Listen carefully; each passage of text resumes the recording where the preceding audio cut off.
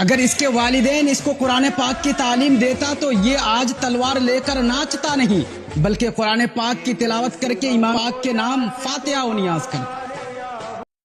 یہ جاہل مولوی کہتا ہے کہ اگر یہ قرآن پڑھے ہوتا تو ایصال ثواب کرتا، لاٹھی نہیں کھیلتا، جبکہ اسے پتہ نہیں کہ لاٹھی کھیلنا، تلوار سیکھنا، سکھانا، تیر بازی کرنا یہ رسول اکرم صلی اللہ علیہ وسلم کی سنت ہے۔